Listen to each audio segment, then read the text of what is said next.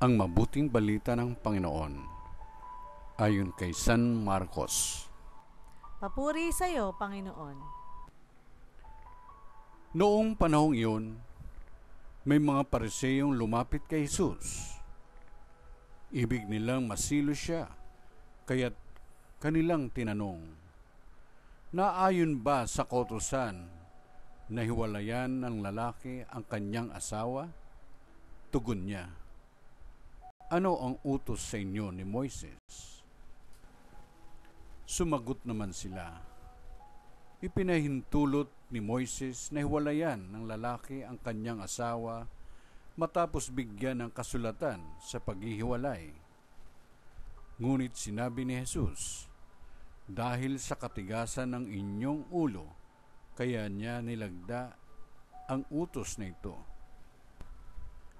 Subalit sa pasimula pa, nang likain ng Diyos ang sanlibutan, nilalang niya silang lalaki at babae. Dahil dito'y iiwan ng lalaki ang kanyang ama at ina, at magsasama sila ng kanyang asawa, at sila'y magiging isa. Ang pinagsama ng Diyos ay huwag paghiwalayin ng tao." Pagdating sa bahay, ang mga alagad naman ang nagtanong kay Jesus tungkol sa bagay na ito.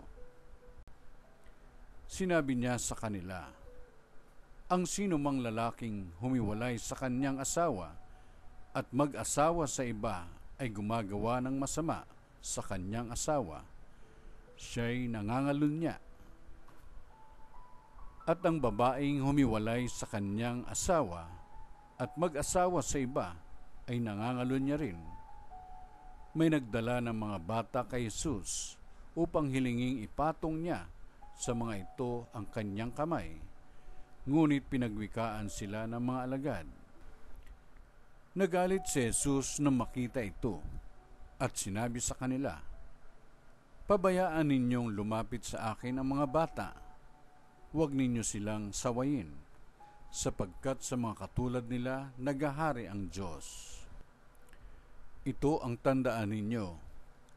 Ang sino mang hindi tumatanggap sa paghahari ng Diyos tulad ng isang maliit na bata ay hindi mapapabilang sa mga pinaghaharian niya." At kinalong ni Jesus ang mga bata, ipinatong ang kanyang mga kamay sa kanila at pinagpala sila. Ang mabuting balita ng Panginoon. Pinupuri ka namin, Panginoong Jesucristo.